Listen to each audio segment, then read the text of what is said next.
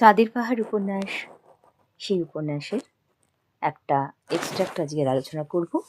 এই ধরনের লাইন তোমরা অনেক জায়গায় অনেকভাবে পেয়েছো এই উপন্যাসের মধ্যেই। দেখো এটা কোন পরিচ্ছেদের অন্তর্গত। এক্সট্রাক্টটা হচ্ছে, এমন ধরনের দৃশ্য ওরা জীবনে কখনো দেখেনি।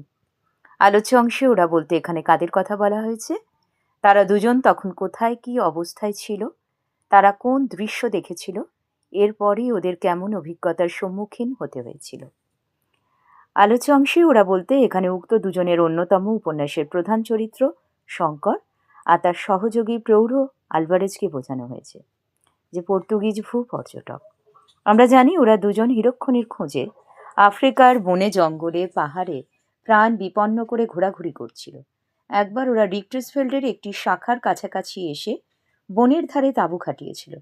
সেই সময় ঘন বনের মধ্যে কি এক ধরনের শব্দ আর দূরেও এক ধরনের প্রচণ্ড আওয়াজ শুনে মাঝরাতে শঙ্করের ঘুম ভেঙে যায়।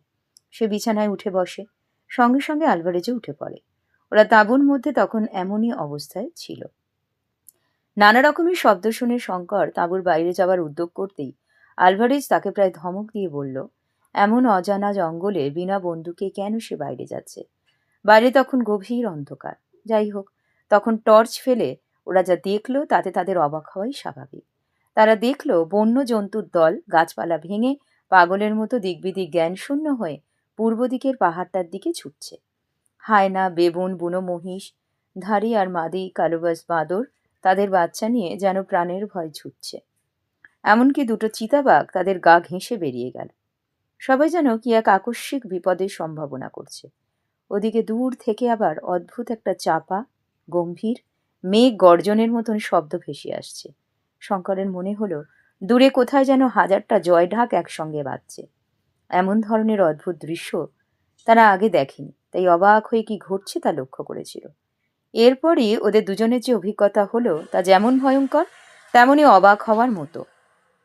কেননা বন্যজন্তুরা ছুটছে আর কেনই বা দূর থেকে ভেসে আসা এই প্রচণ্ড শব্দ, তা তারা কিছুক্ষণের মধ্যেই বুঝতে পারল। এমন ধরনের দৃশ্য ওরা জীবনে দেখেনি বলে হতভম্ব হয়ে পড়েছিল। আসল ঘটনাটা হলো ভূমিকম্প আর অগ্ন্যুৎপাত। আসলে প্রাকৃতিক বিপর্যয়ের আভাস জীবজন্তুরা আগেই পেয়ে যায়। সেই বিপদের সম্ভাবনাতেই বন্য জন্তুর দল ছুটছিল।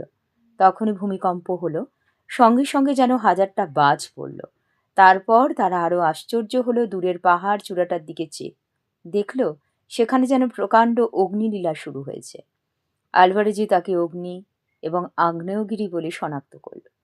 এক ঘুমন্ত আগ্নেয়গিরি হঠাৎ জেগে উঠেছে, সেটা তারা দুজনেই বুঝতে পারল।